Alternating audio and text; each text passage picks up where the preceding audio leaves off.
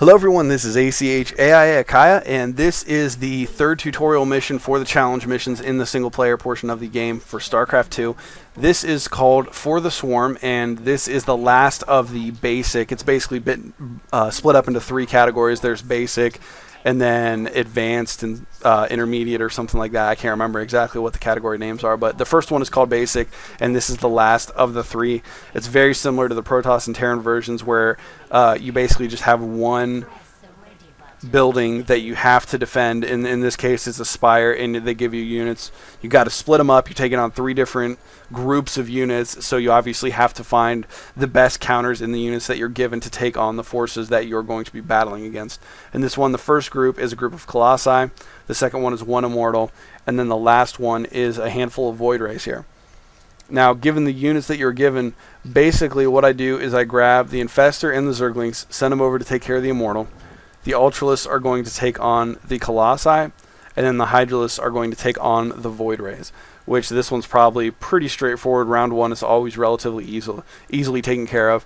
But basically, moving into round one here, the first skirmish you're going to go up against is the Ultralisks, taking on 5 Colossi, and this is very, very simple. All you do is attack, move, and then just basically keep an eye on the health for your Ultralisks. If one of your Ultralisks gets pretty low, then just pull it back basically. But Colossi aren't really that strong against Ultras, so this is a really simple mission. As you can see, one getting a little under 100 hit points there, so pulling that one back, and then another one getting somewhat weak, but there was only one Colossi left at that point, so not a big deal. So that one's pretty straightforward. This one also is pretty simple. All you do is cast a Neural Parasite on the Immortal. Once the Neural Parasite is in effect, you just attack the Immortal. Now, once the Immortal is technically under your control, to attack it, you have to either hit the A, which is the hotkey shortcut to attack, and click on the Immortal, or you can click the attack button in the control panel in the lower right there and tell it to attack, because it will not automatically attack if you just right-click. Now, the Hydralisk versus Void Rays is the toughest one in this first round. Basically, what you try to do is you can either attack, move, or shift Q. Shift Q seems to typically be a little bit more effective. But then what you want to do is try to find the Hydras that are getting targeted and burrow them. As you can see, just trying to burrow. Using the R shortcut for burrow is very, very useful as well. It takes less mouse movement, obviously. And I did lose 3 Hydralisks, but if you really, take some time practicing this, you can actually do it with 0 casualties. So anyways, 3 losses in the first round, though, pretty good. 10 units lost or less still get you gold, so as long as you lose less than three or less units per round, you should be perfectly fine. Alright, in round number 2, you start off with Mutalisks, Roaches, 1 Infestor again, and 2 Ultralisks. Now, the units you're facing off against anyways is a group of Zealots, a group of Void Rays, and then a group of Stalkers. And first of all, Ultralists are very, very good against Stalkers. Mutalisks are pretty good against the Void Rays, especially if you use the Infestor in conjunction with that, and I'll show you exactly how we're going to use that in a little bit here. And then the Roaches are good against Zealots, of course, and you are going to have to use a bit more micro on this one. It's nothing too crazy, so don't be intimidated by it, but there is a bit more involved in this one, especially on the Roach one. So anyways, going to start this round up here. Now, the first battle, again, is going to be the one at the bottom, the Roaches versus Zealots.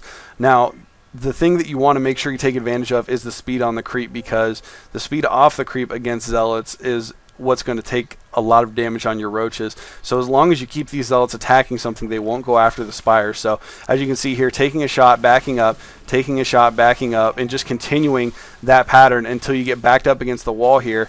But then once you get backed up against the wall here, all of these Zealots are going to be relatively far away from that Spire. You just burrow them, and you do have the tunneling upgrade for the Roaches, so you can just move back into position, attack, move once again, and then as you can see, a couple Roaches getting stuck there. I just burrowed them to get them out of the line of fire, and then once again going back to the Roach micro, just basically trying to buy myself as much time to get some shots off as possible. And now that we're basically dwindling the Zealot numbers down, it's a lot easier. Once again, burrowing to regenerate some health and get myself back into position here, able to take on these last 4 Roaches very, very easily, although trying to draw them away with those 2. Basically, yeah, it's just a little bit of a micro war between getting Roaches burrowed and then moving Roaches into position to actually attack the Zealots before they can take out the Spire. So that one, again, very, very basic micro, but there's just a lot of it. Now, in this one where you face on against the Void Rays with all your Mutalisks, what I do is spawn as many infested Terrans as possible. That'll take the initial hits from these Void Rays, and then you just try to shift queue as many of these Void Rays as possible. And then again, as you see units get low on health, try to back them off so that you don't lose any here. And I believe I did lose one Mutalisk there. Oh no, actually I held on to all of my Mutalisks. So yeah, there you go. No losses there. And then the last one here are the Ultras versus the Stalkers, which Stalkers are just horrendously bad against Ultras. Just 2 Ultras can take on this whole army, no problem. So, and once again, you want to use the creep to your advantage. So waiting until they get close to the creep here so that you can get in range really quickly, and then just basically attack moving. And I believe one of these Ultras does get slightly low on HP. No, never mind. I don't even have to pull one back. So you get very little micro there at all. Basically just attack moving with the Ultras against your Stalkers. All right, moving on to round 3. The last round here. This, once again, is slightly tougher than all the other rounds, but again, nothing too crazy. You can definitely take it on. You're going up against a group of Stalkers and Immortals, a group of Zealots and Archons, and then a group of Carriers. So you have a little bit more diversity in the unit mix, although not too much. The Corruptors obviously are going to be easy to take out the Carriers. The Broodlords and the Roaches are going to be for the Zealots and the Archons, and then the remaining units, the Infestors and Ultras, are going to take on the Zealots and Immortals. I'm sorry, the Immortals and Stalkers. That's what it was. So, and basically, again, the first round is going to be this one at the bottom here, taking on the Immortals and Stalkers with your Ultras and the 1 Infestor. Now, typically, what I do in this one, we're going to get into this round here. Yeah, what I do with this one is you line up the Ultras so that they attack evenly, and then also spread the Stalkers out somewhat evenly as well. The key unit to take out, though, are the Immortals, and one of them I'm going to try to Neural Parasite here. Unfortunately, getting the Fungal Growth did help out a little bit, but not getting that first Ultralisk back in time, it was able to get taken down by those Immortals, but able to take out the rest of them, and as you see, did Neural Parasite one of the Immortals there, so that is definitely something that's good to do too. So you can also try to use Infested Terrans. I didn't find Infested Terrans to be as useful on that one because they really need to take damage in order to save you, not actually get in the way of the Ultras. But anyways, this one's relatively easy. The Broodlords have a lot of range, and of course they block the pathing for these ground units with the Broodlings. So basically just try to do, again, the Roach Micro against the Zealots, backing up and firing, backing up and firing. And as you can see, most of those Zealots and Archons are being held up by these from the Broodlords, and then the Roach is able to take off a decent amount of the Zealots, and then basically these Broodlords are just going to come and clean this up. And now that all the Archons are gone, there's no anti-air, so I just burrow the Roaches to let them make sure they don't take any more damage and let the Broodlords clean the rest of it up. So that one relatively easy. And then this one is the easiest of the 3. You basically just shift queue all of your Corruptors between the 4 different Carriers. And I believe I do lose 1 Corruptor, but once again, easily taking gold.